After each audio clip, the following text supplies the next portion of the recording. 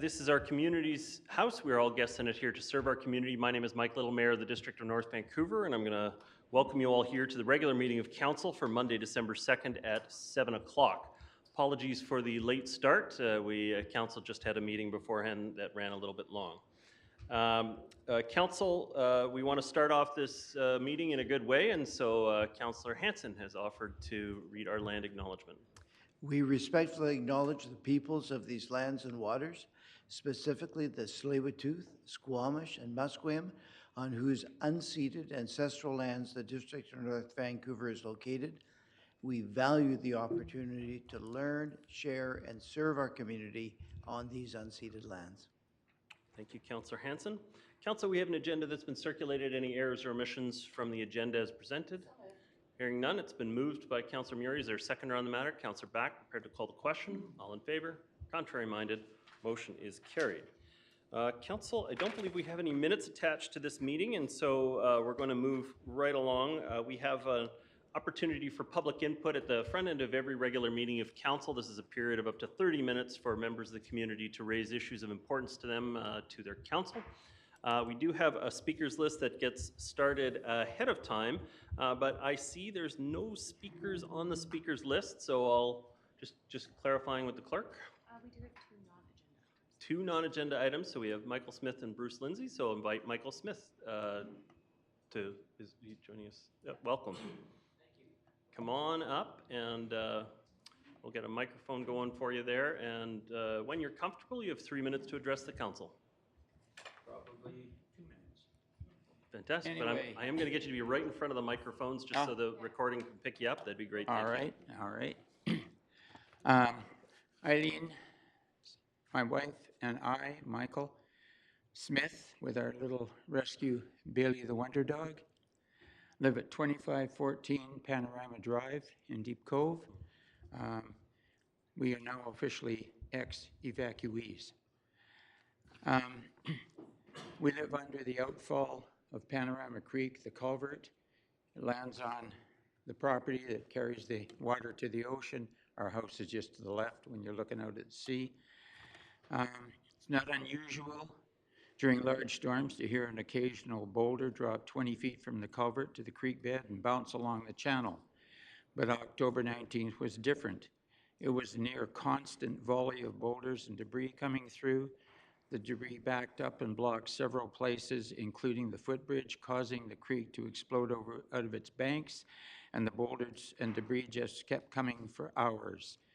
The only thing more powerful than Mother Nature was the outpouring of help from our neighbors, friends, the District of North Vancouver, and Councillor Lisa Murray. Lisa came to our home on the 20th while the creek was still raging. While here, she was taking calls from others needing help and updates. She went outside to speak with the district worker who was trying to get the creek diverted from her house, which he did. And when she didn't come back, we went outside and saw her trying, with her black boots up to her knees, in a raging creek, rescue skis, oars, and other of our possessions that were being swept out into the cove. She clearly cannot be accused of just sitting behind her desk. She's very hands-on. There were many district workers here at our house and other homes giving all their help to us. In particular, the first person on the scene for us was Graham Augustine, one of your engineering workers. Fabulous man. You're so lucky to have him. He worked tirelessly for hours and came back checking over the following days. I'm just over 80. I can't lift 300 and move 300-pound rocks anymore. I mean, they were as wide as this desk, some of the stuff that came onto our property and through the channel. It was ugly. He really knows and understands water and how to divert it. Also with the district, Wendell and Jordan worked hands-on, checking in over the coming days and called. We appreciated the support and all the support and suggested solutions to our situation. Graham and Wendell are, in our opinion, truly superstars. We also learned that floods make things extremely slippery. A fall can cause broken ribs. 3, 5, and 6, and 7. We were evacuated, and this one place where our neighbors, another place where our neighbors stepped in to help us, right next door, which, you know, when you're worried about your house and this water is raging around your house, it's pretty scary. It took a fireman, a Burnaby fireman who lives across the street, 2 attempts to get across the creek just to open the side door so we could access our house by going around and in the deck door, which he went and unlocked for us. When the storm was ended, we discovered that a boulder had gone through a window. We had 4 feet of muddy water in the basement, about almost 2 feet of sand in some points. It was ugly. The entire creek channel was gone, boulders completely covered what had been a garden patio, but we were fine, except the ribs. A Tupper excavator came in and remarkably, a day and a half, astonishingly cleared the creek channel. It was obviously not the operator's first rodeo. My father was a dragline operator, and I know about heavy equipment, and he was amazing. Friends came to help shovel out the thick mud in the basement, rebuild the bridge, and just help. I had a client from Alberta, a pipeline manager, phone me and offer his house when he went to the States, you know, so that we'd have somewhere to live if we had a real serious problem. We are so grateful to our many neighbors and friends who reached out to help us. We thank Graham, Wendelin, Lisa, and all others who helped behind the scenes. I'll conclude by noting that we are encouraged to call Fawcett, our insurance company. They asked, have you got Water Plus on our policy? Turns out we did. I didn't know. If you live near a creek or water, we urge you to get Water Plus on your policy. We know how fortunate we are and are hoping new landscaping theme we call simply boulders will become popular. There's really nothing more for me to say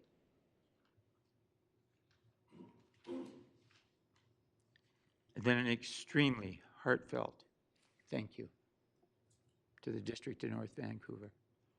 Thank you very much. So glad that you're back in your house. Well, thank you. Yeah. So I'm going to go home and continue working in the basement because the restorers are finally, after a month, coming to move all the bags of condensated stuff. And it's only stuff. It's only stuff, you know, my collection of 45s, all underwater, my LPs, Eileen's negatives of all the history of the actors in the Deco Shaw Theatre, all that kind of stuff. It's just stuff. But we're okay, and we're okay to many, many people. Thank you. Thank you for coming out tonight. All the best. Take care. Appreciate the time. Thank you. The next speaker we have is Bruce Lindsay, joining us here in person. Welcome. When you're comfortable, you have 3 minutes to address the council. Okay. I noticed an article in the news about the district expanding protection of trees in urban areas. And I don't think trees are a good thing to have near houses for all the usual reasons that you probably thought about before. And big trees that are higher than the roofs of houses are dangerous. We've had numerous occasions where a pair of people were killed in West Van when a tree falls on their house, and a 3-year-old was killed in Vancouver from a falling tree, and an arborist was killed in North Vancouver Park. So they're dangerous, especially around houses.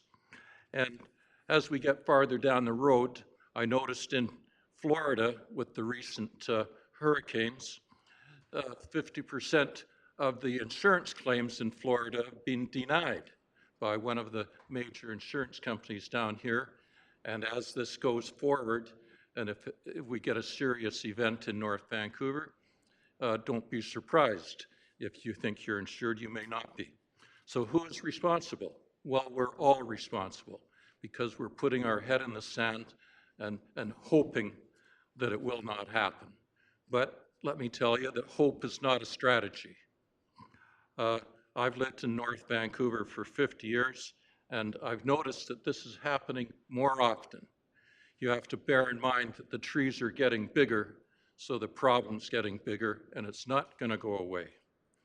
So hope is not a strategy, and as one of the knowledge keepers in the neighborhood, my advice would be to be proactive and not reactive. Prevention is cheaper than the reaction. A good leader finds solutions. Great leaders find problems. Thank you very much. Thank you very much. No, I'll leave this with you. You can pass it around. Okay, thank you.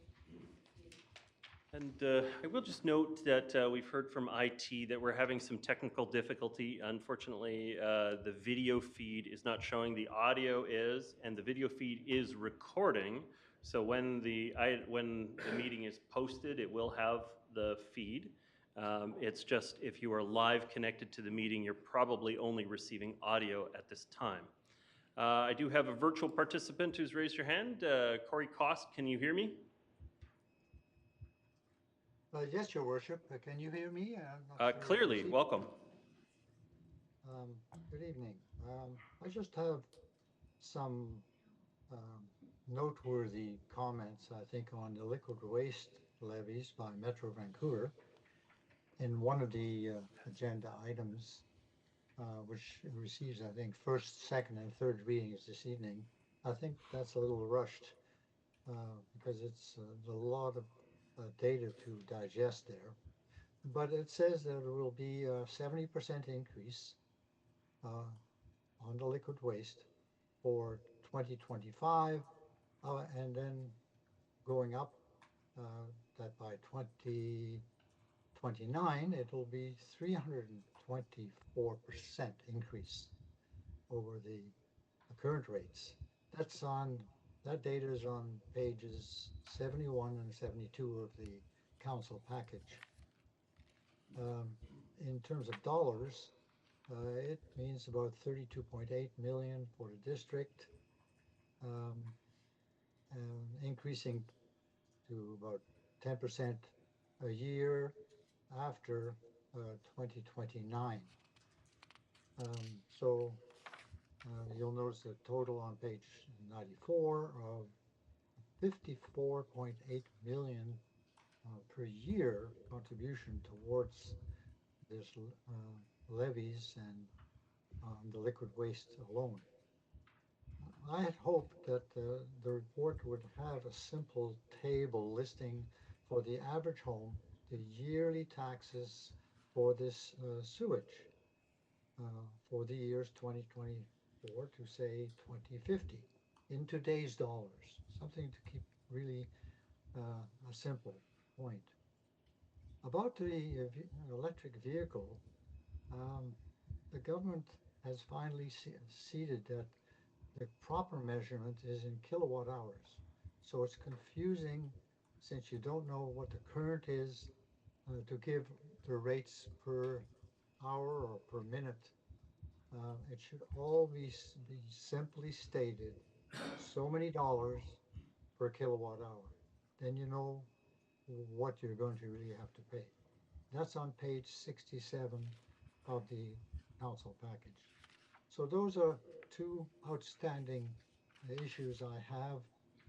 There are probably many more if you go in depth, but I just wanted to voice my concerns about transparency and simplicity to present to the public. Thank you. Thank you very much. And just, Corey, while you're still on there, can I just confirm, is that your experience that we're not seeing a video feed through the Zoom system? Yes, I can only see myself. Okay, thank you so much. IT staff are still working on that. Okay, would anybody else like to address the council meeting? Either virtually raise your hand or here in person, although we've had pretty good coverage. We don't have a lot of people in the chamber this evening.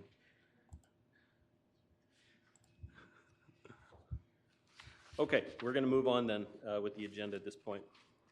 I've had a request to consider putting the Heritage Grant request into a consent agenda. And so, to be clear, that is item 8.5, the Community Heritage Grants. I'll put that forward in the agenda. Would anybody like to withdraw that item from the consent agenda? Seeing none, it's been moved. Second by Councillor Hanson. Prepared to call the question on the consent agenda. All in favor? Contrary-minded? Motion is carried. Thank you very much. That does allow some staff to finish for the evening.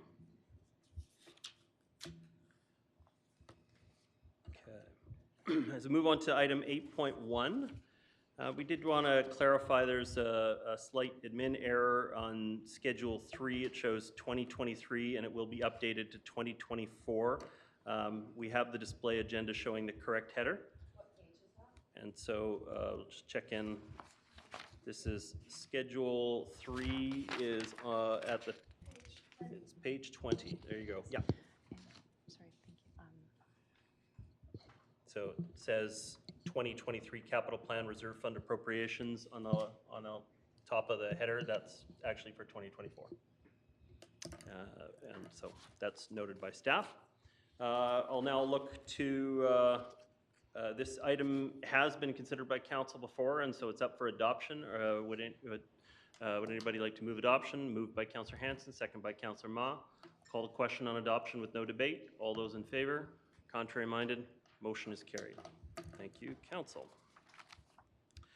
Okay, item 8.2, similar situation. The item's been debated at second and third reading, and so now it is up for adoption. So again, no debate. Will somebody please move adoption of the annual review fees and charges? Moved by Councillor Back, second by Councillor Forbes.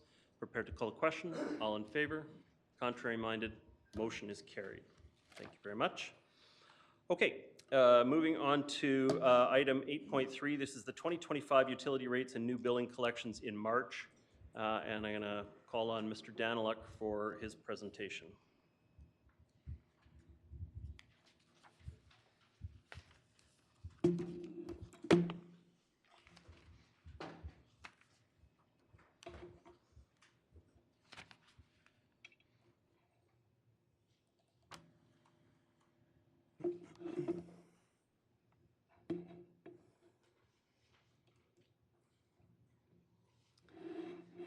Thank you, Your Worship. This is a very brief, can you hear me? Yes? Very brief presentation, eight slides.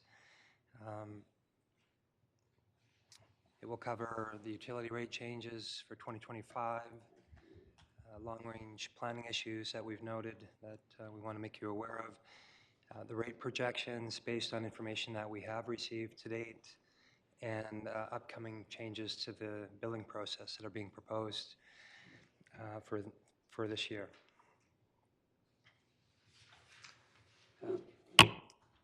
Following Metro Vancouver's approval of the extraordinary costs for the North Shore wastewater treatment plants and allocation of those costs to the 4 sewerage areas in the region, Metro Vancouver recently approved its financial plan, including phasing in of the North Shore wastewater treatment plant costs for the North Shore over a 5-year period. You can see on this slide that rate increases this year are in the range of 10 to 11% for flat rate residential, 3% for metered water, and 19% for metered sewer charges. The majority of the cost increases for the residential rates and the metered sewer charges relate to the North Shore wastewater treatment plant. You can find the full list of the combined utility rates in Appendix A on page 75 of the agenda package. On this slide, you can see a combined view of the total cost of our utility services, which increased from $82.3 million in 2024 to $90.7 million in 2025, with the majority of the increase coming from Metro Vancouver charges, and the majority of those increases related to the North Shore wastewater treatment plant. While Metro Vancouver's total charges increased $13.2 million, almost 90% of that amount, or $11.7 million, is related to the Metro Vancouver liquid waste levy. You can see here the T&V costs also increase to address the rising costs of infrastructure, and you can see the district's utility rate stabilization strategy being applied to reduce ratepayer impacts this year. And that same strategy will smooth rate increases over the next 5 years.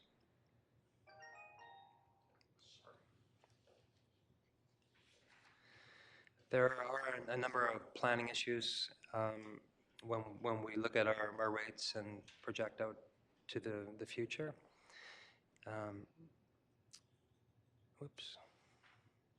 While we have enough information to produce 5-year rate projections, the projections themselves are expected to continue to change as information improves or new information comes available. We're still asking for additional information on the North Shore wastewater treatment plant, including with respect to the full costs, capacity, the performance of the plant, et cetera.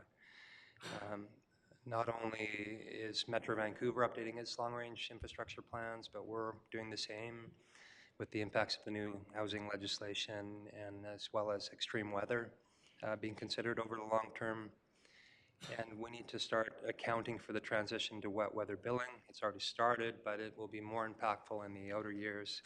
And we'll need to improve the metering of our sewage flows, working with Metro Vancouver to improve the accuracy of those billings, and also to work on reducing the inflow of rainwater into our sewage system, which will become part of the billing process. And of course, that's to our benefit to prevent that from coming into our pipes so we can reduce our costs. So addressing these planning issues will improve the accuracy of our rate projections, and we'll be providing updates as new information is made available. In terms of rate projections, the North Shore wastewater treatment plan is expected to continue to be the main cost driver over the next 5 years, but Metro Vancouver's long-range financial plan also has the potential to have significant impacts on rates beyond 2025. They've indicated that they have plans to release their long-range financial plan towards the end of the first quarter in 2025, and staff will be working with Metro Vancouver to incorporate that information into our plans, and we'll be bringing back impacts through the Finance and Audit Committee before bringing forward an update to Council through the Budget Outlook in late June of 2025.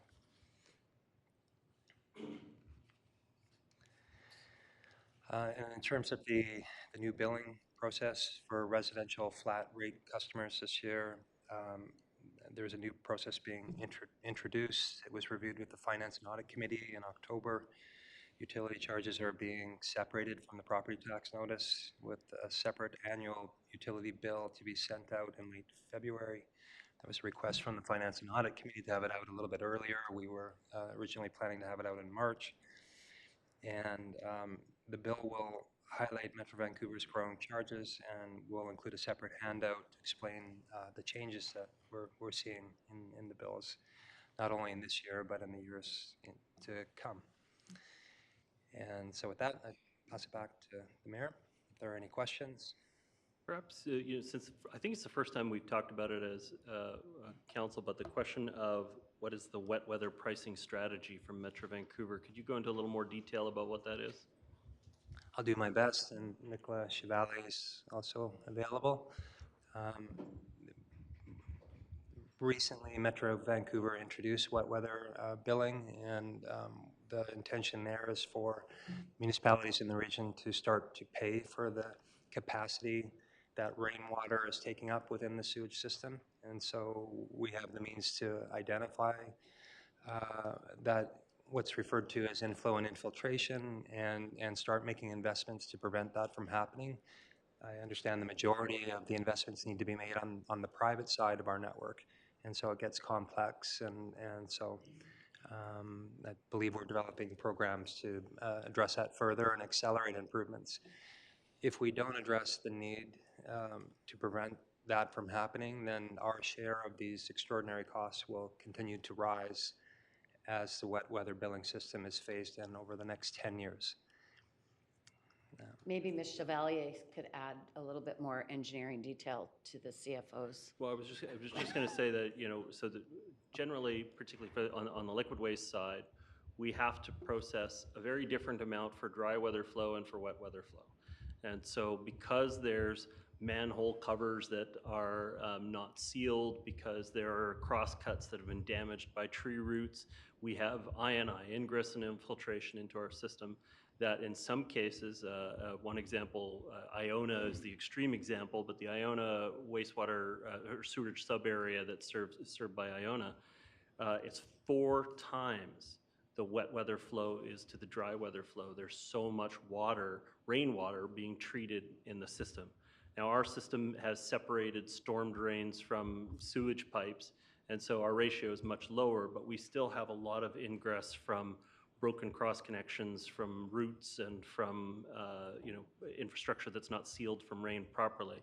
And so Metro Vancouver has gone ahead and they're surcharging communities that have a high rate of ingress and infiltration. And out of the 21, 22 municipalities in Metro Vancouver, Delta and the District of North Vancouver have the highest rate of infiltration into their system, in part because of our stormwater issues and the rain we get as a rainforest on the North Shore Mountains, but in part because of the age of our infrastructure and how much damage there is to the crosscuts from trees. So is that? Vancouver's in there too. Vancouver's biggest issue is they don't have a separated storm and sewers, so they have what's called CSO, combined sewer services, and so their rainwater drains actually go directly into the same spot as their gray water, black water sewage within their system. It's a combined sewer system and storm system, and so yeah, 4 times as much water has to be treated on a rainy day than on a dry day in Vancouver. We're not that bad, but I don't know, Ms. Chevalier, if you have additional comments on the matter? Sure. Through the mayor, I think you both did a great job explaining it. Yeah, I would just say that the source of the inflow and infiltration is what you described. It can be cross connections. It can be groundwater as well. So when we talk about keeping the pipes out of the groundwater, that can be a source, aging pipes. The private side is a big issue, and so it's really going to take a multifaceted approach to solving this issue. We also saw with climate change, obviously as there's more rain, then more of that gets into the sewer system and can cause problems that we did see during the atmospheric river as well, where sewers can back up and things. So there's some urgency to this from a financial perspective for the wet weather pricing, but also just for the capacity of the system. Very frequently, while I'm doing a reno on my house, how come I have to upgrade my sewer connection or my cross connections to my house? And this is the reason.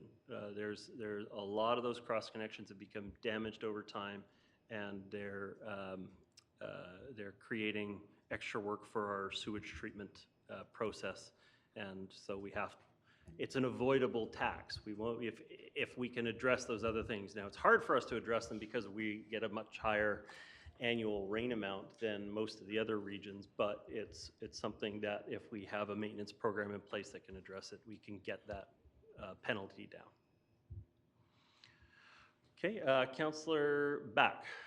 Thank you, Your Worship. So just in terms of the separating out the utility charges in February versus now, the way they are now with the property tax bill, I'm just wondering what some of the communication is around that, so we're not catching people off guard. I did read that we're going to, any penalty for a late payment could be refunded if they do pay. I think it's by the end of May.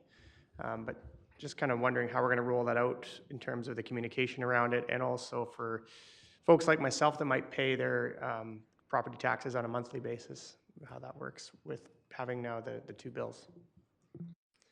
Through your worship to Councillor Back, we're working closely with communications to ensure residents are informed, and when they do get the bill, that they're aware of why the changes happen and how the charges are built up.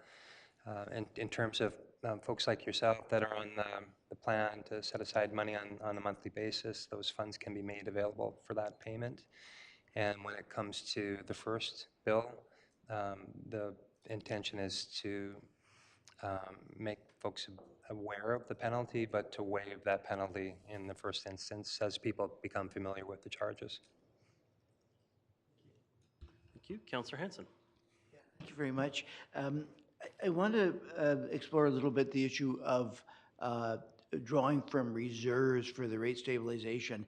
And if I understand right, it's about $7 million that we're drawing from reserves in order to achieve the increases of 10%. So if I'm understanding it right conceptually, taxpayers over the years have paid their taxes, and we've taken from those taxes and are now spending them in order to ensure that utility levies in 2025 only go up by 10%. I mean, it conceptually is that correct? Through your worship to Councillor Hanson, yes, that's correct. Residents have been contributing to the rate stabilization reserve for a number of years, and now we're implementing that strategy to smooth the rate impacts. Thank you. And the one figure that I didn't see in the reports was if we weren't drawing off this $7 million, so we weren't taking money from taxpayers who've paid in the past, what would be the, in the context of us having a 10% approximate, slightly higher in some other housing categories, utility level, what would be the percentage of increase that homeowners would be paying if we weren't drawing off these $7 million of past paid tax dollars? Thank you for the question. If you can see this slide on the screen, this is the cost of service combined, and it shows the $7.1 million change year over year. So last year there was a contribution to the reserve. This year is a draw. The note on the bottom there indicates that without the rate stabilization, the total increase would be in the range of 19.8% versus the 10.2%. Thank you very much, and thank you to the taxpayers of the past who have contributed to these rate stabilization reserves. I was going to say it pertains to what Dr. Cost asked at the beginning. I think one of the questions in there was about how much does an average house going to see over the 30 years? It's about 23,000, is that correct? 21,000 or 23,000 that an average house will see over the 30 years. Is that just for that would just be for the uplift from the third budget to the fourth budget, correct? I haven't done the math, but it's $590 per year for the special levy for the extraordinary costs. And of course, the original plant is in addition to that, the So original that would have to budget be for the then plant. The original budget as well then, about 23,000 per house then, the original budget. And can we get the other issue addressed that was identified by Dr. Cost? It is now, the provincial government did change the regulations and does measure all of their charging stations by kilowatt hour. And so having our rate schedule be based on kilowatt hour would actually more accurately reflect, just because time doesn't tell you how much energy was drawn. The way it's written right now, if you had a phase 1 charger versus a phase 3 charger, you'd be paying, based on time. Well, if it's a slow charger, you're actually paying more money under the system than if it's a fast charger. And you should be paying the other way around, theoretically, paying for the convenience of a fast charge, or at the very least, just representing the throughput cost of the electricity, which would be a kilowatt per hour charge. We'll follow up on that. Thank you. Councillor Pope, and I am looking for somebody to move or second the motion, but I've moved by Councillor Hanson, second by Councillor Back. Councillor Pope, your comments? Thank you. Thank you for that. I'm pleased to see that homeowners will now receive a separate bill for the Metro utility bill and Metro Vancouver's cost overruns on the North Shore wastewater treatment plant. For many homeowners, this will be the first time they've really seen and understood the extent of the problem as it relates to them and their ability to pay this year and in the next 5 years. And I suspect many will be gobsmacked when they open their utility bill. To clarify or to confirm, a single-family homeowner will be facing a utility bill of close to $2,400 in 2025, $3,700 by 2029. And do we have those numbers for townhouses and apartments? I don't have them at my fingertips, but yes, we should have those. I should mention again that the rate projections are expected to change soon. We don't have all the information, and we're updating our own assumptions as well. So this is best available information at this time. Yeah, well, let's hope that the rates change. And I know there's a lot of pressure on Metro Vancouver right now from us and other municipalities on the North Shore to do something about this allocation of funding that is grossly unfair to North Shore taxpayers. But it does raise the question, why like, do we have to vote on this today? Like, it seems to me that we should delay it and keep the pressure on Metro Vancouver to change this formula so that it's more fair and put out the bill as late as possible. And I'm wondering why we're going sooner on this rather than later.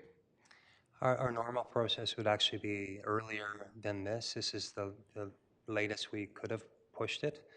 And we do need to start billing for our metered customers in the new year using the new rates and prepare for the billing, the new billing process for the flat rate customers to meet the February issuance of that bill. But didn't you say that we normally send out the bill in March and this year we're doing it in February?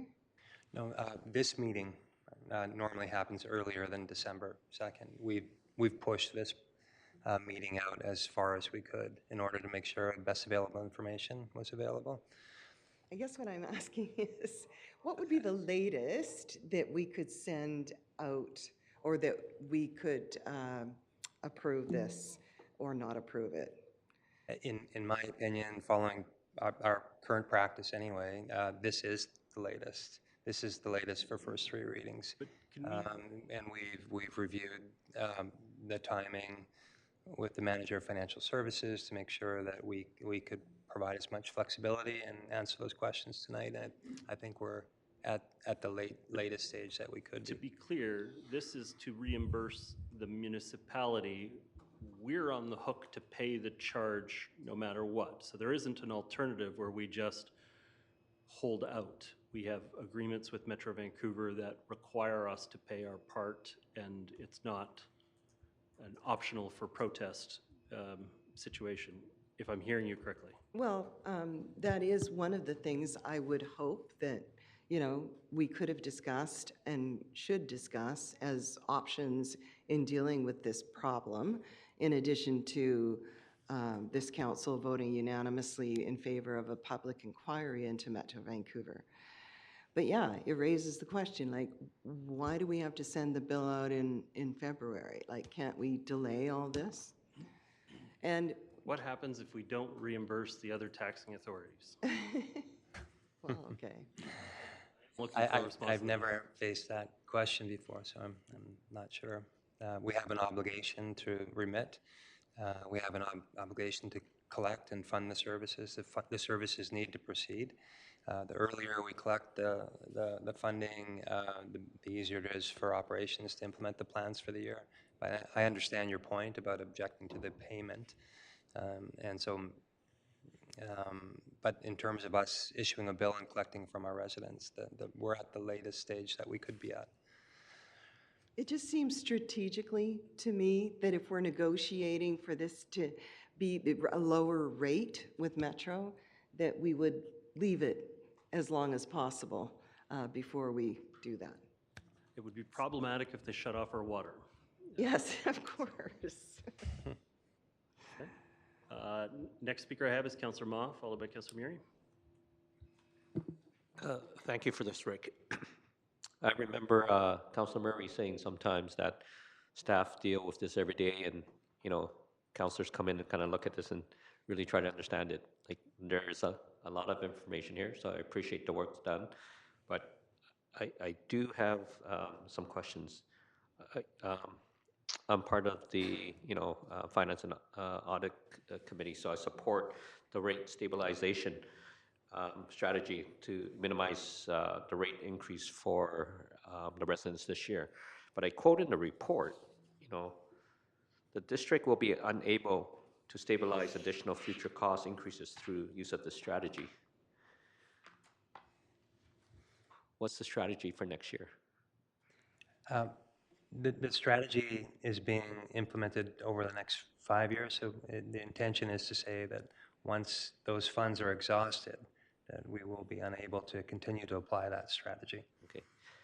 This, sorry, I forget the name of the reserve.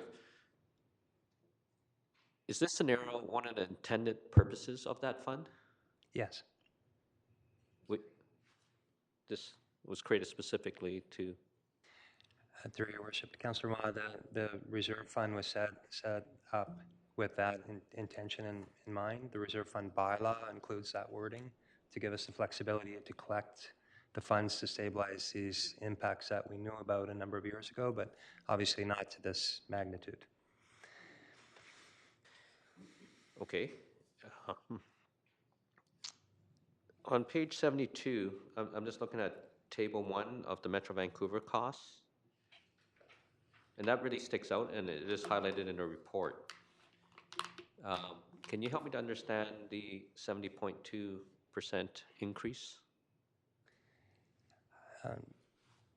The 70.2% increase, if you look at the table 2 below, you can see how the budget changes 2024 to 2025.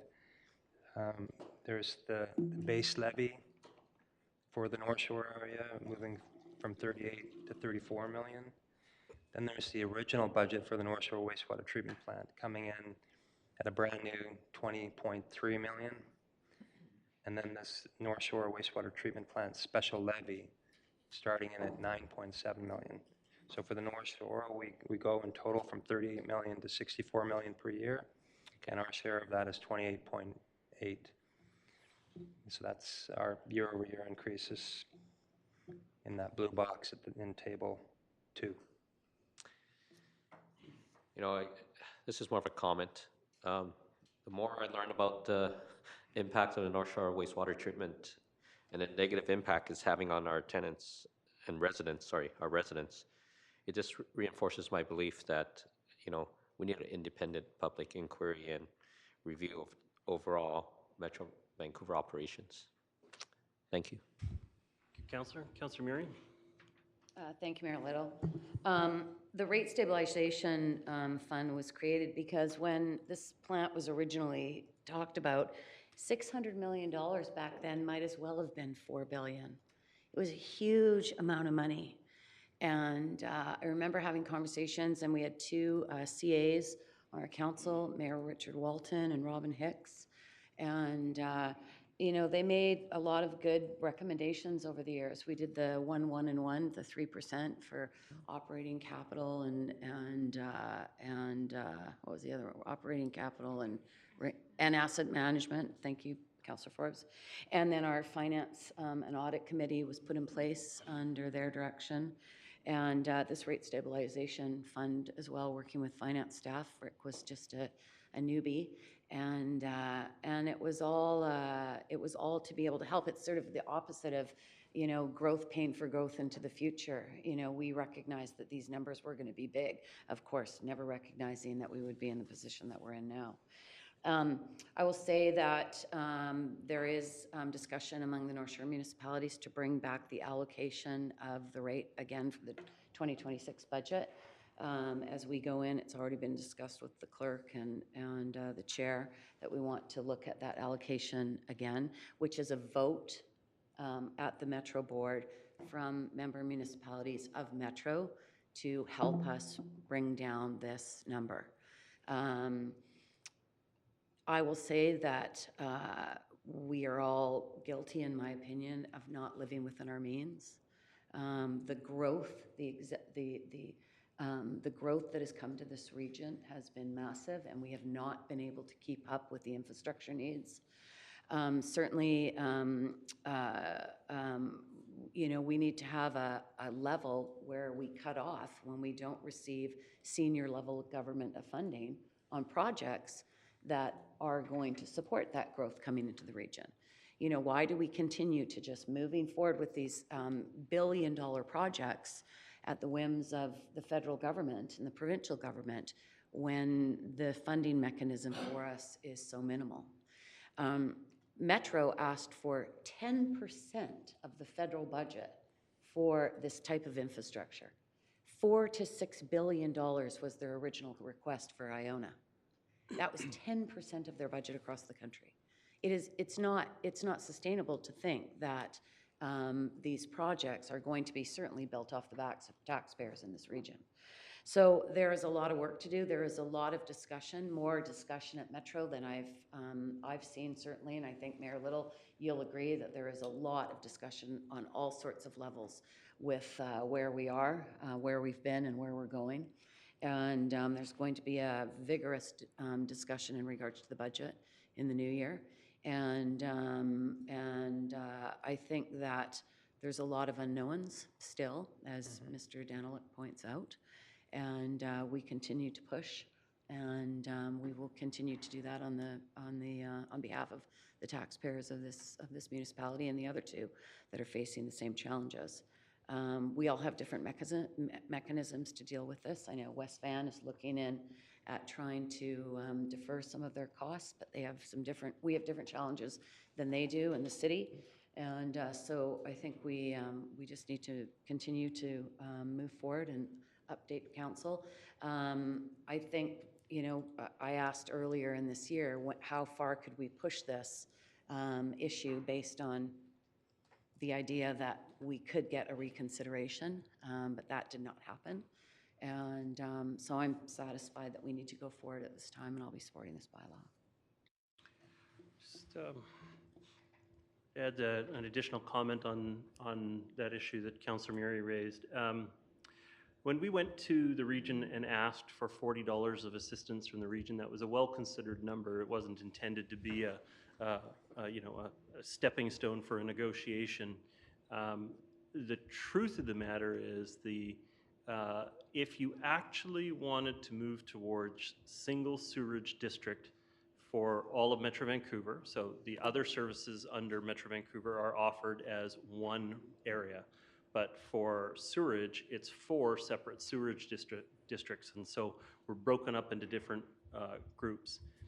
And if you actually were moving towards a single sewerage district, it would look more like $70 in assistance per household from the region. And for about every $10 in assistance we get from the region, it brings down our rate by about $125. And so that's why you saw, well, it was $135 actually. That's why you saw us go from $725 down to $590. It was because the region contributed $10 per household to the matter. And so to actually make it equitable, to actually make it represent a single sewerage district, the region would have had to come to $70 per household. And we couldn't get the region to support us at $40 per household. And that's, you know, we only represent 12% of the population and 12% of the power at Metro Vancouver. And, you know, it's very frustrating that as a minority partner in Metro Vancouver, that even though people will publicly acknowledge that their intent is to work towards having a single sewerage district, that we couldn't get them to recognize that that would be far and above what they already said no to. Mm-hmm. And so we have a huge challenge ahead of us, convincing the region to move towards a single sewerage district. But as it stands right now, the North Shore will continue to be the most costly of the 4 sewerage sub-areas, and is moving in the wrong direction on that, rather than moving towards us having a uniform rate across the system. So it's a very frustrating system, and we're going to have to continue to work on the region to try to find something more equitable. But at face value, a majority of the votes at Metro Vancouver do seem to suggest that they would support going to a single sewerage district. But we'll have to see whether that is just words. I think there was also a bit of light at the end of the tunnel when Mayor Buchanan and myself brought forward that motion in regards to the budget and looking at zero-based budgeting to really, you know, delve into the costs that we're facing. And although it was defeated on a tie, we lost by 1 vote. So there is interest in pursuing that again. Yeah. um, A lot of ahead people of the are frustrated 2026 with budget. the financial situation over at Metro Vancouver right now. Councillor Pope, your comments, please. I just wanted to add that I'm going to vote against this, not because I don't think it shouldn't happen later, but I'm voting against it as a protest vote and to send a strong message to Metro Vancouver that this is not acceptable and it is not fair and it needs to be changed. In addition to that, I would like to suggest that that we as a council consider sending the province a letter to urge them to include the utility bills as a way that homeowners could defer their utility bills on the North Shore due to hardship, and at least due to hardship, and that everyone should be eligible, but at least that should be the highest bar set, if that makes sense. So I'm not sure if we can add that in as an addendum to this, or if we can put it separately somewhere else, but. So, well, I want to be clear that, okay, so just, I think you understand that if the body voted against these utility rates, it wouldn't stop us from being charged the bill from Metro Vancouver. It would stop us from collecting it back from our residents. Therefore, the municipality would have to find all of this money in our budget immediately. So it would cause quite a disruption of our own financial situation and wouldn't cause any financial disruption to Metro Vancouver. Do I have that correct, Mr. Daniluk? That's correct. So I understand the protest vote. I understand what you're saying in that. I just want to say it won't have that effect, but I'm sensitive to what you're saying. On the second piece of whether or not we can separately advocate to our MLAs and to the province to have utility charges potentially being considered for deferral. I believe this is an item that has been brought forward at the Union of BC Municipalities on several occasions, and I believe it has been recommended and not adopted by the province. I don't know, Mr. Daniluk, do you have any other insight into the question of utility charges being deferred? Have also been asking about that, but there doesn't seem to be an appetite for it, but we could bring it forward again. So I'm going to separate the two things. Why don't we vote on this, and then I'll come back to you for a motion on requesting the province do that. But we have already asked them for that, and I believe the Union of BC Municipalities has. They have chosen not to act so far.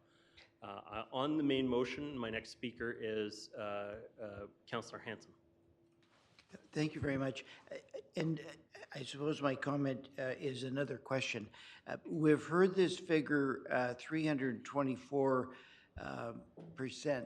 growth in the district share of the sewer levy between now and 2029. So over tripling and a bit. And at the same time, if I read the report correctly, there's going to be, just with respect to rate stabilization on the sewer levy, an additional $15 million drawn off reserves in order to stabilize the increase. So am I correct to understand that the 325% increase is actually going to be compounded by the 15 million that's going to be drawn off reserves? Well, through your worship, Councillor Hanson, the reserves are simply bringing about a uniform increase over time. So where there would typically be peaks and valleys, we're bringing in this money that's been set aside in the past to stabilize those rate increases. At the end of the 5 years, of course, that money won't be available and will be at a new level of cost. Right, but as I understand it, we're anticipating tripling of our sewer levy, and at the same time drawing off 15 million in reserves. So it's actually worse than a tripling. If we didn't have that 15 million, it would go up that much more. They're independent of one another. So yes, the Metro Vancouver charges are tripling, but they're not increasing at a uniform rate. So we're simply using those reserves to smooth out those impacts. Oh, okay, but thank you for that. But this is true. At the end of 5 years, we're going to have much higher sewer levies, and we're not going to have our reserves. That's true.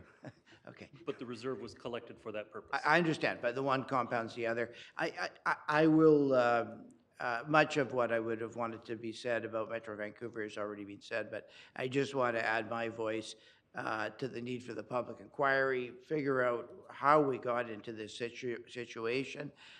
Thank you, Councillor Bolt, for initiating that. And also, obviously, we need to continue to seek a better deal for the North Shore. Thank you, Councillor Murray, for pursuing that on the Metro Board. This is an extraordinary situation that we've found ourselves in. It's very disappointing. And I just do wish to assure residents that we will be working hard on this council to get answers.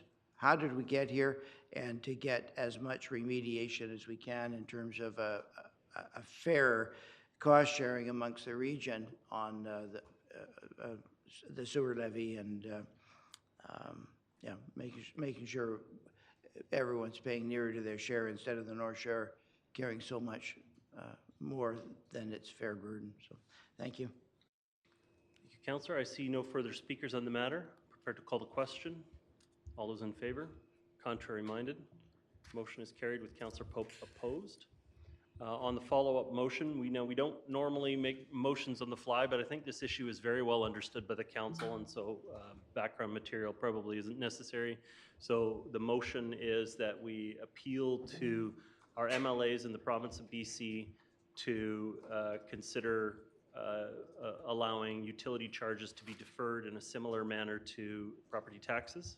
That is Does that correct. cover what Yes. you're, okay? Yes. And that's Yes. moved by you? Yes. Is there a seconder on the matter? Second by Councillor Hanson. Any other discussion on the motion? Okay, I'll call the question on the motion. Could I just add to Yes. that? Thank you. I've heard the mention of UBCM here, and that this has not moved forward out of the realm of UBCM, or the province didn't go for it. Well, times have changed. The last time this went to UBCM, we did not know what the impact of the mismanagement of the North Shore wastewater treatment plant would be, and now we do. And the second thing in terms of timing is that the province, the government, heard loud and clear in the last election that affordability is one of the top concerns of people living in BC. And certainly it is for people who live on the North Shore and are facing this insanely high utility bill. So I think we should try it again, potentially at UBCM. And I think we should, quite apart from that, just advocate to our MLAs via a letter from the council that we wish to see that we wish to be able to defer the utility bill on 2025's tax bill. Yeah, my comments on the matter, definitely the people that are most deeply impacted by these changes are going to be seniors on fixed incomes. They're going to bear the brunt of it. And so for the same reasons that the same arguments and justifications for the sewer or for the tax levies to be deferrable, I think you have the same mechanics here. What we're talking about when you include the full levy is, you know, what was it, $2,400 per house across all the utility charges. And so that is a very significant cost. And that will have increased by $1,100, I think is what it works out to be, between the 590 from budget 3 to budget 4, plus the increase from budget for the initial budgets of it. It works out to be about $1,100 per household in new charges versus the old system before the new place was built. And so you talk about a senior having to be able to find about $100 a month in this economy, and it's very impactful for people on fixed incomes. So I do think this is justified to go and appeal back to the provincial government again. They've just had an election. Let's remind them that this is still a top issue for our community, and I'll be supportive of this motion. Next speaker I have is Councillor Hanson. I don't have much to add, except conceptually, I've never understood why there's a deferral program from taxes, but not for utilities. It seems to me the same argument applies to both. Thank you. Councillor Murray? Well, I was thinking the same thing, and so I just Googled, and apparently because they have a charter, but the City of Vancouver can defer both utilities and property taxes. And that was a story in the Vancouver Sun from 2012. In other municipalities, the charges for these same utilities are not deferrable because of a difference in how the charges are named and billed. And I'm not quite sure what that means, named. But I would be supportive of this as well, because if they can do it in Vancouver, why can't they do it in other municipalities? It would be a change to the legislation, but we've seen how quickly the province changes legislation these days. So I would be, I think it would be reasonable to say that they could change this legislation as well. Thank you, Councillor. I see no further speakers at this time. Prepared to call the question? All in favor? Contrary minded? Motion is carried. We're clear on the motion.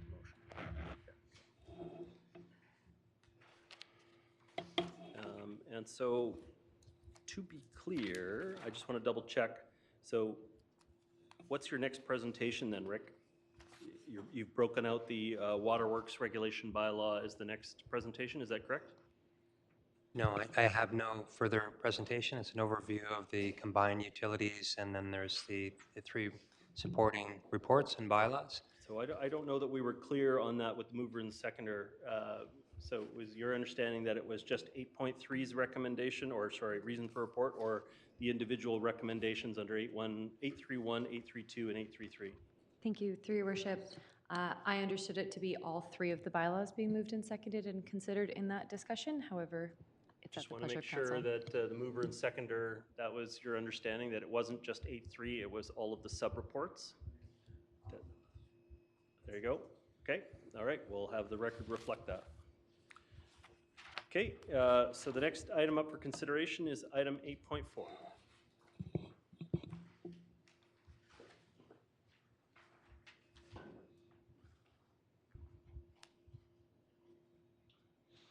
Good evening, Your Worship. If I might start with a few introductory comments. This is related to the coach house process improvements. Thank you very much. It's been 10 years since the district adopted a coach house program. A lot of benefits to coach houses, from more intense use of single-family lots to families being able to live together. Council adopted a gradual entry program, which over time saw incremental addition into our landscape with more coach houses. However, over the last few years, in 2020, 2023, and 2024, Council chose to try and advance the process more. Today, we have 29 coach houses constructed. The intent has been and continues to be streamlining the process so that we see more coach houses in the district. I'd like to turn it over, with your permission, Your Worship, to Jayden Coop, who will run through the 3 bylaw amendments that are coming before you today for future consideration.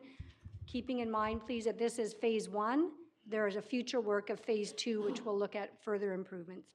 Thank you, Ms. Advo. Good evening, Mayor, Council, and members of the public. The report before you tonight focuses on proposed changes to simplify and streamline coach house application and approvals processes. Staff are proposing amendments to 3 bylaws related to the district's coach house program, being the zoning bylaw, development procedures bylaw, and development servicing bylaw. Proposed amendments to the zoning bylaw are minor housekeeping changes to simplify and clarify regulations. Proposed amendments to the development procedures bylaw are to delegate additional coach house-related variance permits to staff, those being for siting, size, and lot coverage. Finally, proposed amendments to the development servicing bylaw add flexibility to driveway access regulations for coach houses. The district has a coach house guide that includes additional guidance for building a coach house, including best practices for coach house design. These guidelines promote integration with existing neighborhoods and balance between providing infill housing while protecting views and privacy. This report includes all 3 sets of proposed bylaw amendments, but tonight the only recommendations in the report are regarding the zoning bylaw amendment. Staff are seeking council's direction to not hold a public hearing in respect of the zoning bylaw amendment. If council resolves to not hold a public hearing, all 3 bylaw amendments would be brought forward together for first, second, and third reading at a future council meeting. Staff are here to answer any questions. Thank you very much. I see Councillor Ma. Do you have a motion? Yes. Yes. Excuse me. Yes, I support staff's recommendation. Thank you. Is there a seconder for the recommendation? Thank you. I see Councillor Back. Councillor Ma, go ahead. Okay.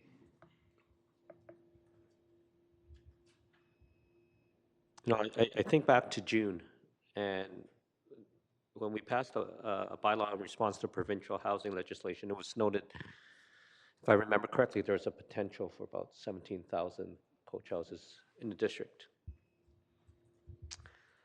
That's a far cry from the 43 that have been built or in process in the past 10 years. One way to look at it in a positive way is there's a lot of potential here. I've heard people say that coach houses aren't the solution because they're really expensive to build. I think it's our job to set the guidelines and let reasonable guidelines and let people decide if they want to spend that money to build it. I support any steps that increase the number of coach houses in the district. I also support making the process for residents easier, so when they make their application, it's more streamlined. Ultimately, when staff work on the next phase of changes, I strongly recommend that they also look at increasing FSR to make the creation of coach houses more possible in the district. Thank you.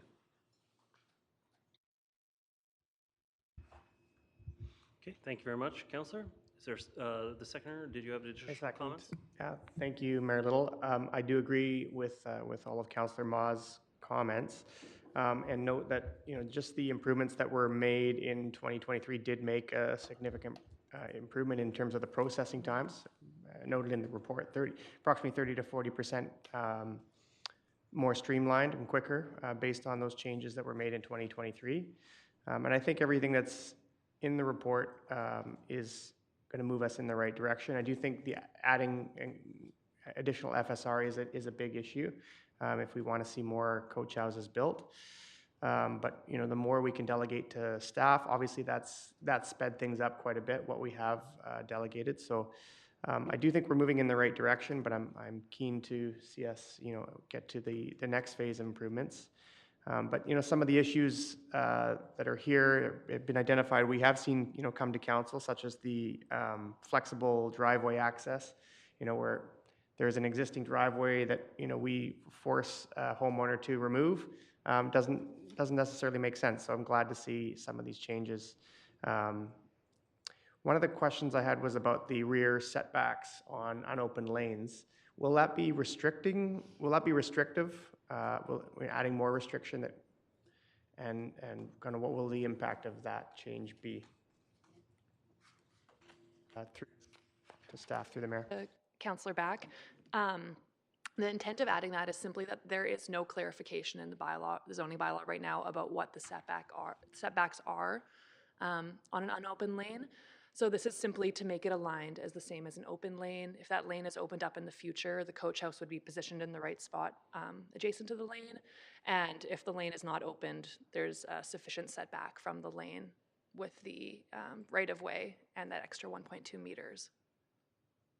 I can appreciate the thinking behind that. Thank you. I just know that, we have so many unopened lanes all over the district, and they're treated as though they're they're part of these lots most of the time. And so I just wonder how like if that will kind of create an impediment that isn't there currently. And I don't know. I wonder how necessary that is. That's just my question on that. But overall, I support the direction. Thank you.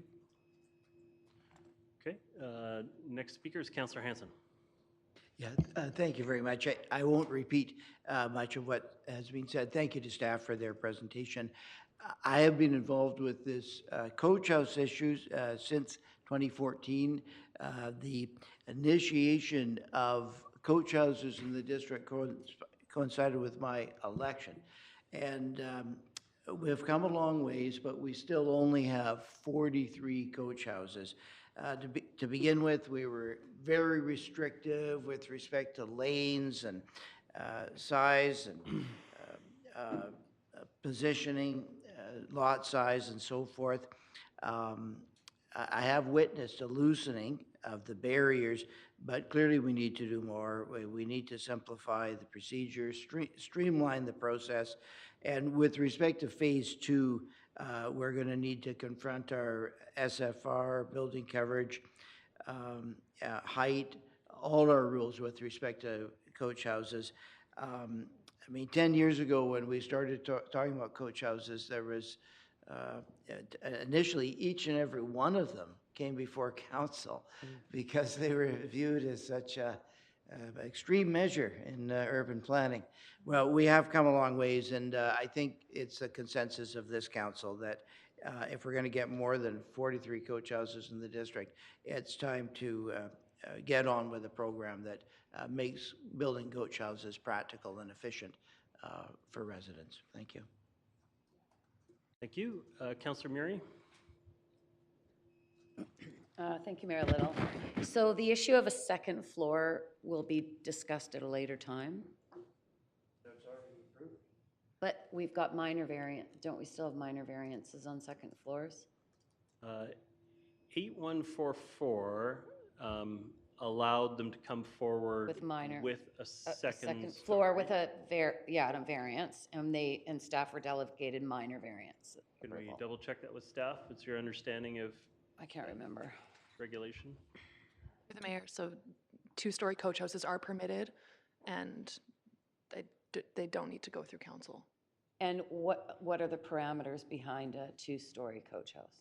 The maximum height, I can double check, but that was what was increased in order to permit the two-story coach house. But what else? Like, do they have to have a certain size lot? Do they have to have a corner? Nothing. That's the They same could as just the do it one-story. anywhere. So we can do two-story coach houses anywhere. Okay, well, that was part of the issue that was originally brought forward in the 2 stories, was that because we don't have lanes everywhere, the city of North Vancouver has many more lanes than we do. It was the impact on neighboring properties was the second story, so I stand corrected in regards to second stories. I would say, though, that building a coach house is like building a house. It's the foundation that you're paying for, it's the utilities. You know, there may be an opportunity to build 17,000 coach houses in the district if you're willing to shell out at minimum $500,000 or $750,000. I think they were originally considered as a way to provide a mortgage helper. There's no logic in a $750,000 home being a mortgage helper when you have to outlay that kind of financing. So I personally don't think any changes are going to create a plethora of coach house applications. I think there's certainly residences and property owners in the District of North Vancouver that will build coach houses for family members. I think that's multi-generational family will be more of a driver behind that, and I certainly think you know, speculators will add coach houses probably as a addition to a new build, but again, that raises the value. But you know, what's affordable in this municipality as far as you know, even a townhouse or a condo Nothing's affordable on the North Shore anymore. So, you know, I don't know how much housing this is going to provide. Certainly when it first started out, there was a drip to it, and that was long before the value of land had skyrocketed as it has, or construction costs gone through the roof. So, yeah, so those are my comments on coach houses, 43 in 10 years.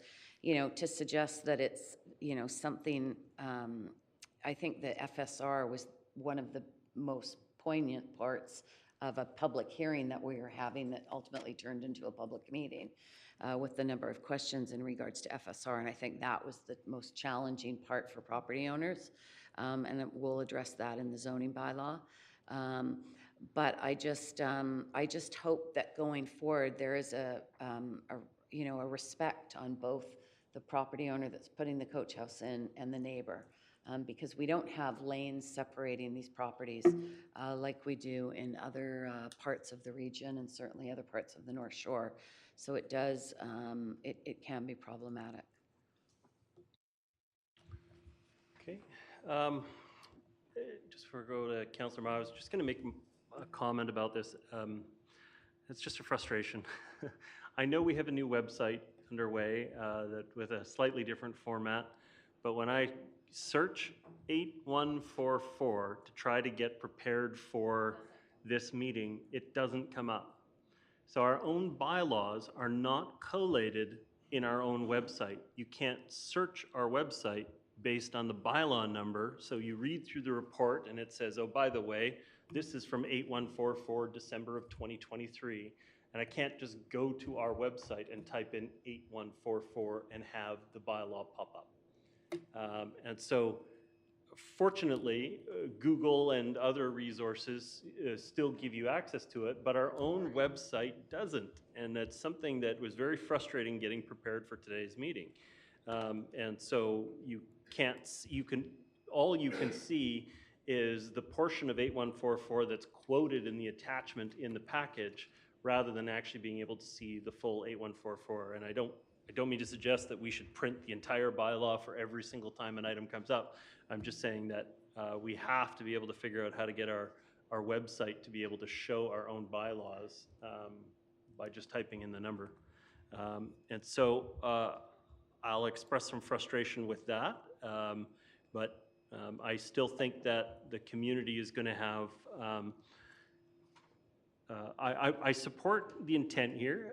I'm fine with us moving away from a public hearing on these issues, and that's a change in my position over time. I think that as we were starting to incorporate them, we started with lane and flanking street, and then we contemplated overland on large lots as we've progressed. That our intent was to keep progressing towards removing barriers until this becomes a much more normal, accepted practice in the community.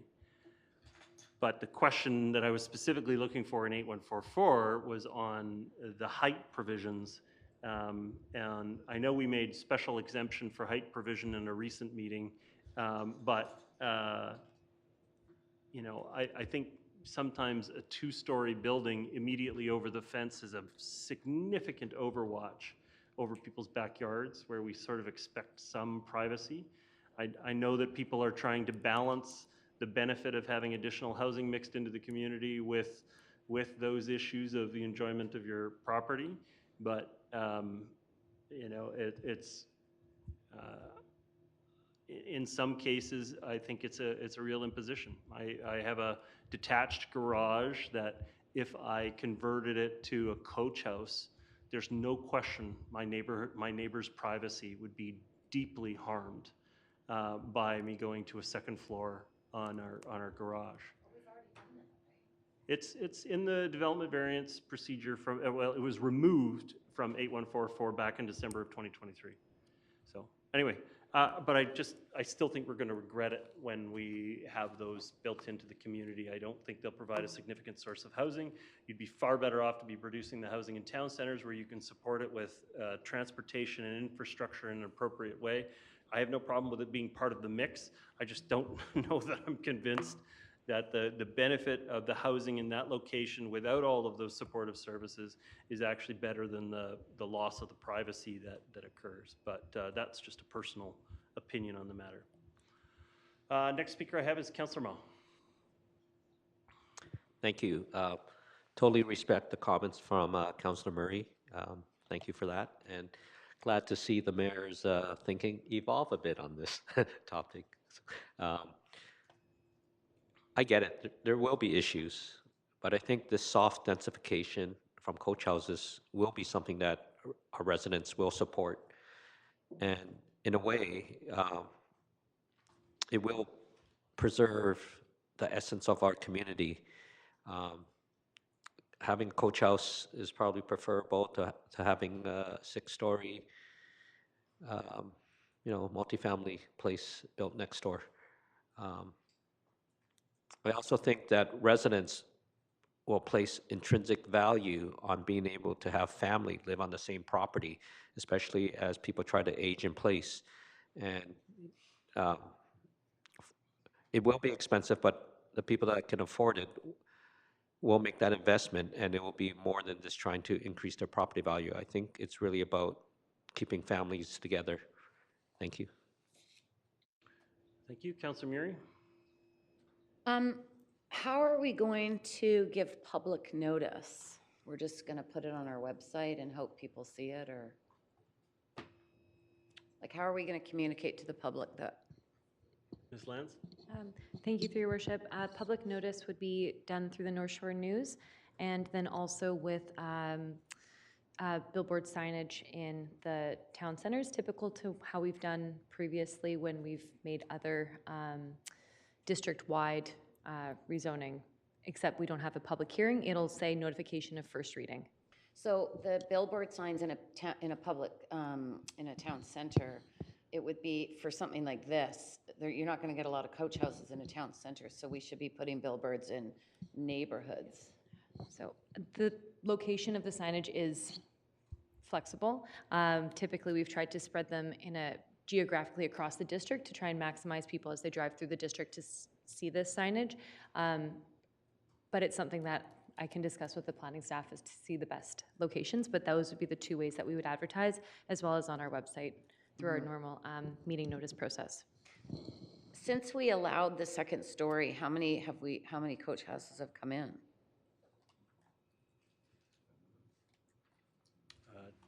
We have it's just the last calendar year, I guess. We don't have those specific numbers broken out. No, Your Worship, we don't have that number handy. We can provide that to council. I recall. Oh, that's fine. And I'm thinking about the Wedge House right now, and that was a heritage house. And we had an issue with where the driveway was going to be put on the Wedge House because of our zoning bylaw. And we actually changed it based on calculations for a garage and the how the garage sat on the property.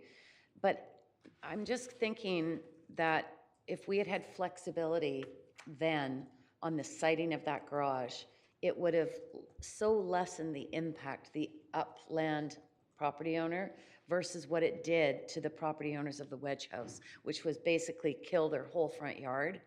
And it didn't have to happen. So I'm wondering, Mr. Milburn, what kind of flexibility are we going to have on siting of these 2-story? And what is 2-story? It's a typical 2-story, like you are now going to be able to have flexibility on height. What does that mean exactly? Is that higher than a 2-story right now? Mr. Milburn? Your Worship, the staff are indicating it's 18 to 22 feet. And there are required setbacks from side yards, rear yards, as recommended in the report tonight, and from the principal building, I believe. And they're variable. It depends on which setback it is. I don't know if staff had any more additional comments on the siting. I think it says that the citing is actually not for variance, though, is it not? Did that change? So currently, there's delegated variances for siting size and lot coverage are still delegated go to council. Those are not delegated for staff. The height was. bylaw would recommend that those 3 are delegated to staff in the future. What was the original height of the two-story? Still 22 feet, I think, or 21? All the two stories that we had are 22 feet? Are, I have any two-story. Oh, we have none? There's Well, not we- one two-story out there? Nothing? no, I believe there is some Yeah. two-story. I just don't have the number in front of me of how many we have since that changes last Okay. year. How high is my question? 18 to 22 feet.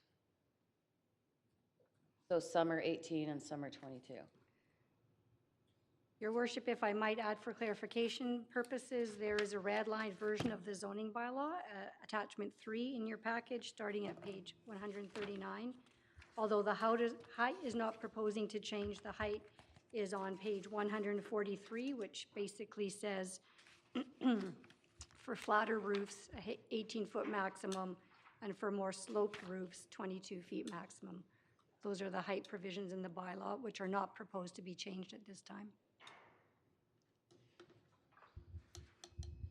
Yeah, I think the challenge here is that most of the coach houses in the city are built on lanes. And, most of the coach houses that'll be built in the district are not on lanes because we have very few. And so then you get issues like the one down on Seashell Lane where the coach house is built in the front, which is, on the waterfront. The front is the waterfront, but it's built on the road. And then you look at sloped lots, right? And how's a 18-story or 18-foot or 22-foot coach house going to look like when your property sloped and you build it in the rear back? You're basically, taking out a huge section of your neighbor. So you got to really think about how this is applied. It's not just a little coach house on a lane on a flat piece of property. Our geography all over the place is kind of wonky, and that's why the variance on a two-story was, a tool that didn't, necessarily negatively impact the property owner. It just gave a second level of discussion to the neighbor, and that's where all of them came forward. Yeah, just want to be clear, though, that this bylaw doesn't change the height provisions of it. I do, you have caused a follow-up question for me to the clerk, I guess. It doesn't, so every time we put out signs, it always bothers me because we do, in elections, we'll put out, 40 signs, and it doesn't actually cost us that much per sign to produce the signs. We have a professional company do one-offs for those signs. And so I want to be very clear. It sounded like, from the clerk, I just want to be clear on this, that when somebody applies for a variance on their particular coach house on their lot, it sounded like you said that we will advertise it in the town center. We'll advertise it on that specific property, correct?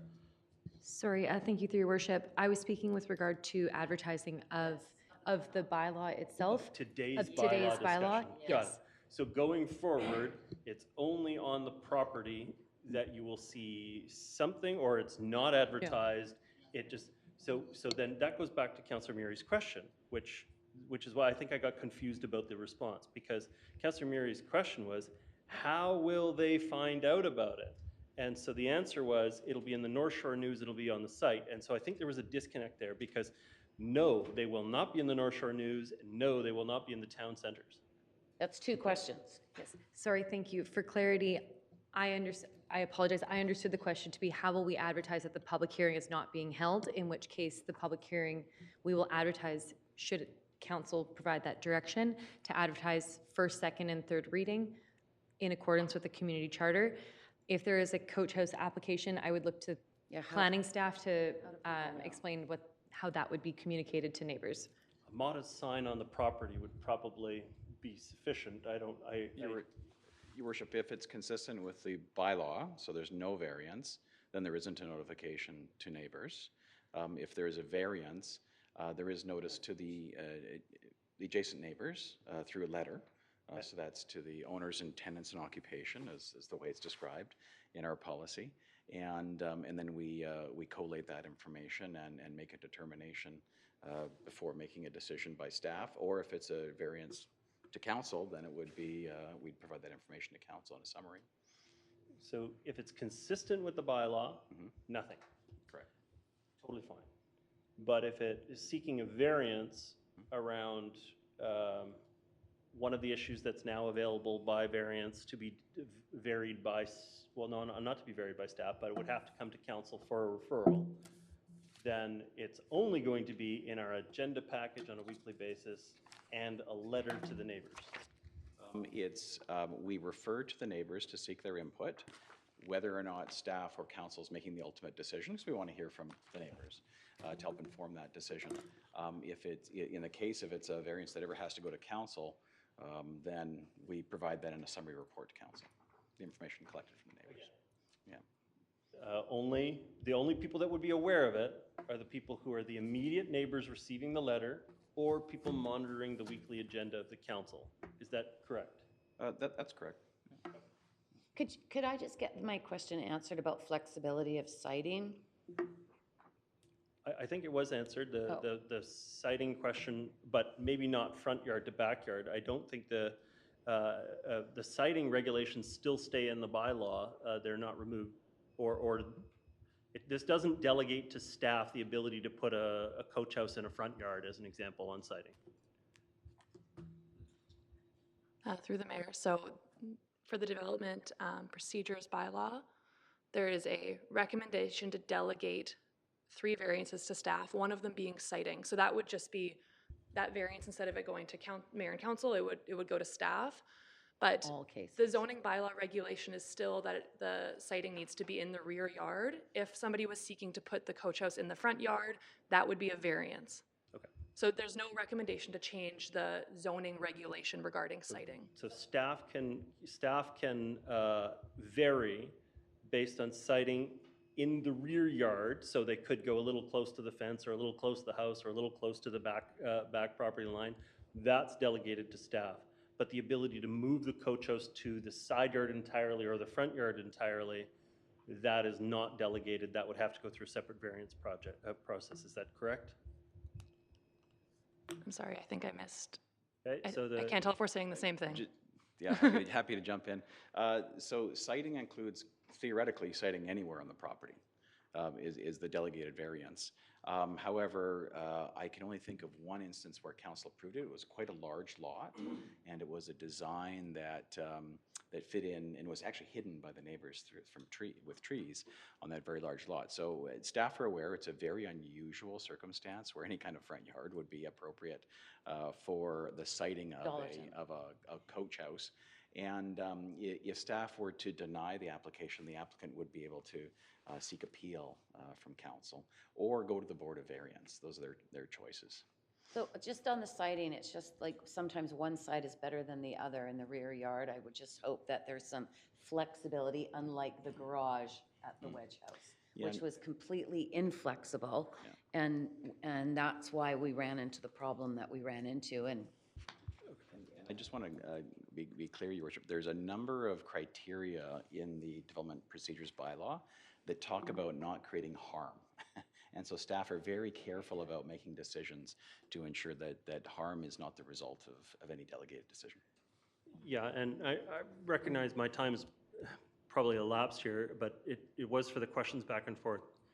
If we talk about the Seashell Lane example, and if staff had recommended that it go into the front yard, then staff would have been in the crosshairs of the public instead of the council on a very contentious issue where, in that case, there was actually a covenant amongst the neighbors to not have secondary suites and coach houses. And so it would have put staff in a very, very tricky position if staff had approved that rather than having it come to the council. And so I'm trying to avoid those situations as well. And so is the only way to address that to vote against withdrawing the siting piece? I mean, I have no problem with staff being able to, say, look, it makes a little more sense to be a little to the left or a little to the back or a little to the right. But something so unconventional as putting the entire coach house in the front yard, I don't know that that's something that we should be exposing the staff to in that situation. And so I'm looking for your direction, Mr. Milburn, on that. Is that your understanding of it, that we would be allowing staff to approve front yard coach houses without any other influence from council? Your worship, I would say that my approach in approving these is to take a more conservative approach, and that there are specific guidelines provided in there, and they're quoted in the staff report, around reasons, obtaining input, considering context and alternatives, so trying to encourage alternatives, so reduce the amount of variance, and ensuring that the magnitude and significance of the anticipated impact is minimized, and to mitigate those impacts with screening and other measures. So there's a host of things that we consider to try to avoid any of those kinds of impacts. I have heard from council, and we do take our cues from council's past decisions, and we are aware of the contentious nature of front yard coach houses in these deliberations, and so we'll definitely try to apply prudent discretion in regards to those types of We're out of time, Councillor, so we either have to amend the motion or vote on it as is. I think, Sorry. I'll move that we, I'll move that we amend the motion to. Remove citing.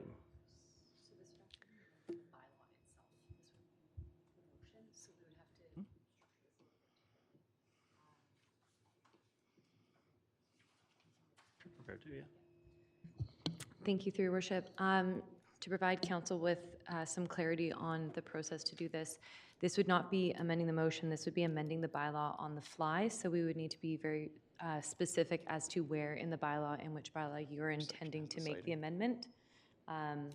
If I am understanding the intent of council at this point in time, I would recommend that the motion be that bylaw 8712 is amended to remove the subsection 2, is amended to remove the reference to citing, delegation of citing to staff. That would be my recommendation. So moved. I'll second for discussion on it, yeah. So now we have an amendment on the floor. I don't really have much else to say. I mean, I do trust staff, but I also don't want to put staff into very, very contentious neighbor-to-neighbor disputes. And front yard or side yard coach house is unconventional, and it could put them in a very tricky spot, and I'd rather have council have to be in that tricky spot. Yeah. I know the situation is rare. You're not going to see very many circumstances where someone's going to propose a front yard, except in potentially those waterfront situations where the backyard is obviously quite different. But I don't want to create that situation. We don't spend much council time on these issues. I wish there was a way to do it without removing the citing references to being able to move it around in the backyard. I don't have an issue with you moving around the backyard, but it seems that the way this is written, the most efficient way is just to remove the reference to citing on it then. So I'll be supportive of the motion. I see councillors, oh, sorry.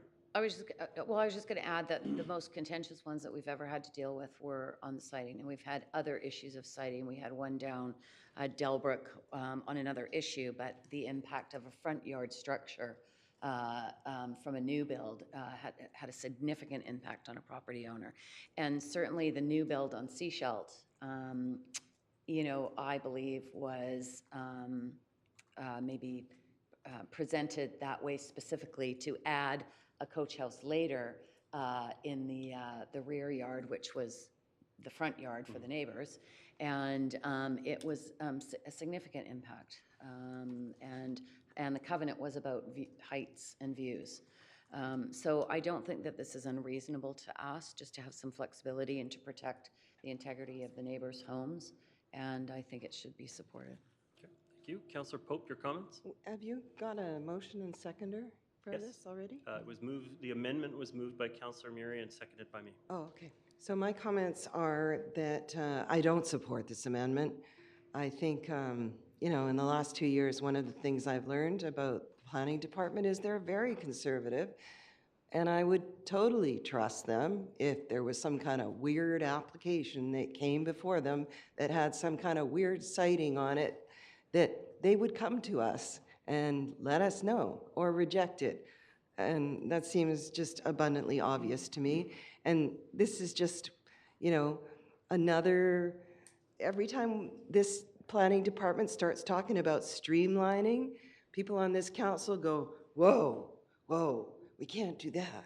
We can't take a baby step forward because something bad might happen. And I just disagree with that. We need to move forward. We need to enable people to build coach houses for whatever reasons, to bring their families in, to enable their nannies or families or grandparents or kids to live on the North Shore, because none of them can afford it anymore.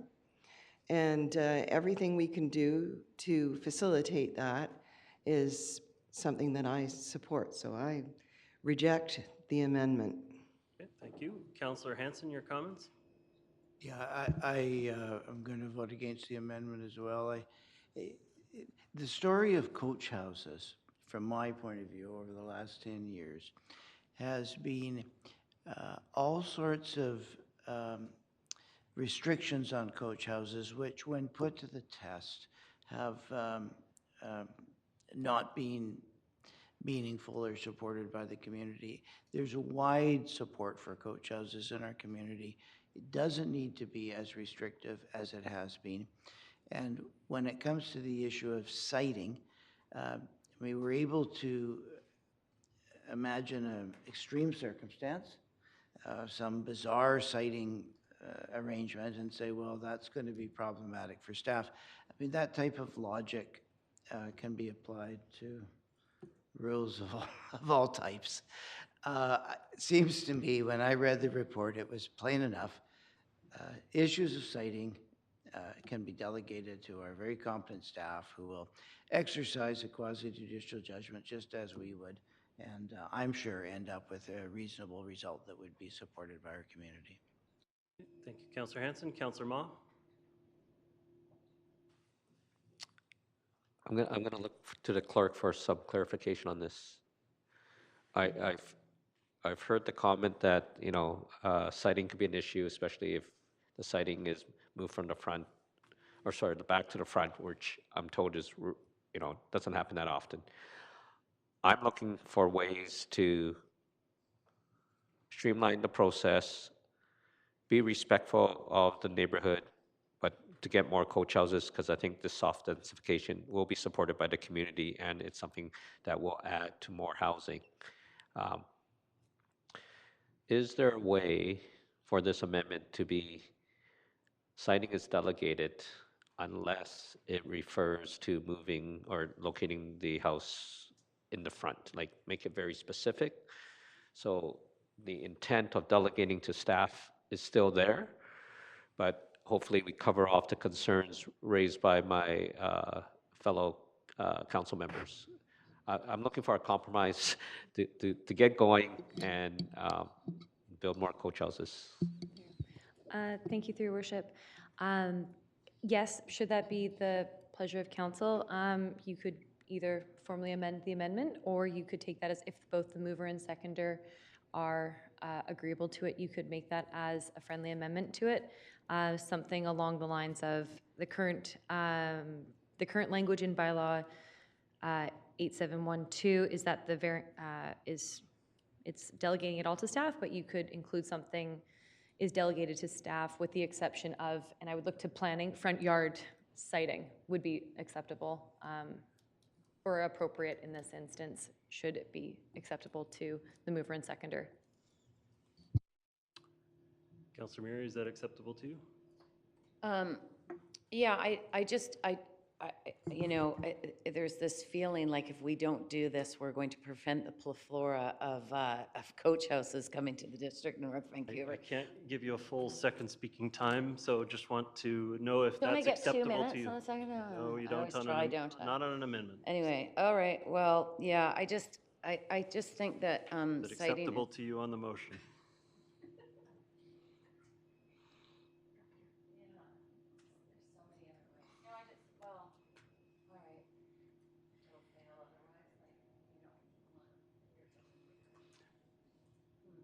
It's acceptable to me as the seconder. It's acceptable to mover. Thank you, Councillor Ma. Continue comments on the revised amended motion, amendment. I'm good. Thank you. Thank you. Councillor Hanson. Now, you've already spoken to the other amendment. We did vary it enough, so if you want to speak to the change. I'm sticking to my guns. Okay, thank you. The staff can determine issues of citing. Councillor Back on the amendment. Yeah, so I won't be supporting the amendment for much the same thinking has been said by Councillors Hanson and Pope. I think the reason we're looking at these changes is to create more uptake of coach houses, and I trust staff. I think if we empower staff to look at these sort of very unique situations where there might be an extreme case, then I trust them. I don't think we need to create another obstacle, so I won't be supporting that. Okay, thank you very much. I see no further speakers on the amendment. Prepared to call the question on the amendment. All those in favor? Contrary minded? Motion is defeated with Councillors Forbes, Back, Pope, and Hanson opposed. So back on the main motion unamended. And I'm trying to recall, did we have a speakers list at the time? Would anybody else like to speak to the original main motion at this time? Almost everyone's spoken their full time. Almost everyone's spoken their full time already. All right, we'll call the question on, I'm prepared to call the question on the main motion. Okay, all those in favor? Contrary minded? Motion's carried. Okay, that completes the business of this evening's meeting. If you were here for item 8.5, it was passed in the consent agenda at the front end of the meeting. We do have a little bit of time for any reports that members of council would like to make. Just checking in, I believe Mr. Stewart has dropped off the call, so do we have anyone else? Any other operational updates? Okay, would any members of council like to make a report? I see Councillor Hanson. Is that from before? Councillor Murray. Oh, I was just going to report that we had our third RBC cleanup at Myrtle Park. I have to say it was maybe the biggest garbage that we collected on Sunday with the Royal Bank and Lindsay Whittam from the Deep Cove community. So we've secured $4,500 for climate-related equipment that can help the local communities move forward on our next atmospheric river. So we want to thank the Royal Bank and thanks Lindsay, and it was a good turnout with members of the community. Okay, Councillor Forbes. Just wanted to mention that the North Shore Black Bear Society had their AGM here in the council chambers, and it was a good meeting, and there was a presenter. I'm trying to remember his name right now. I've gone blank.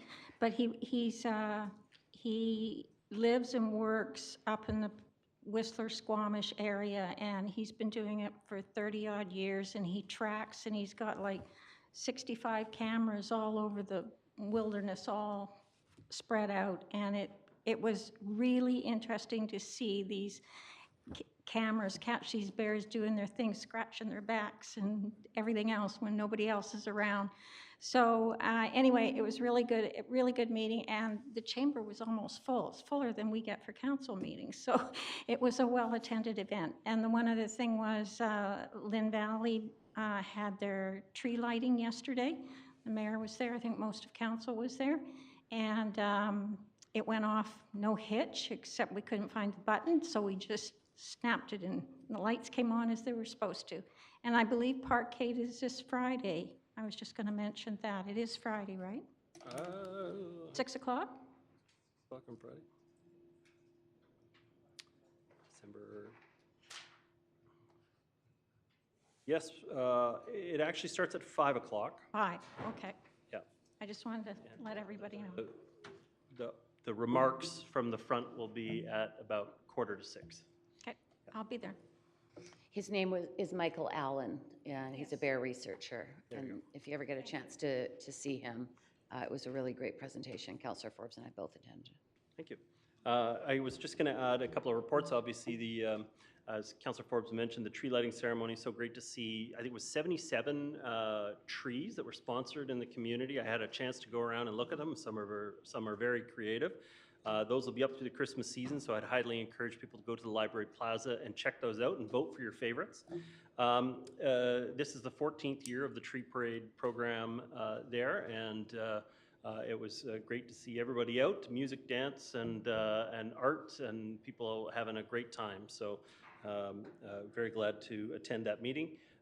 Council had a dinner with the School District 44 this last week, which was an opportunity for us to share areas of mutual interest and talk about the impact of development in our community on our side, and then talk about the state of renewal of the school district's assets. And so it was a great opportunity for us to learn about what's going on with each other's organizations and find areas of mutual interest. We also celebrated the Business Excellence Awards this last week, which with the Chamber of Commerce, it was so great to see so many long service awards or long time awards for businesses up to, I think they recognized a 45-year business in this year's event. And it was also great to see a number of District North Vancouver businesses recognized for excellence in their particular areas. And so I was very glad to attend that event with Councillor Back and Councillor Back at that event. And but they really do a top-notch job recognizing the businesses in that area. That's it for reports from me. So thank you very much. I'll accept adjournment. Accepted. I just want to pass on our appreciation to staff for their preparation of the reports this evening for consideration. Thank you to members of the public for being here, part of this meeting, and I just wish everybody a fantastic week. Good night.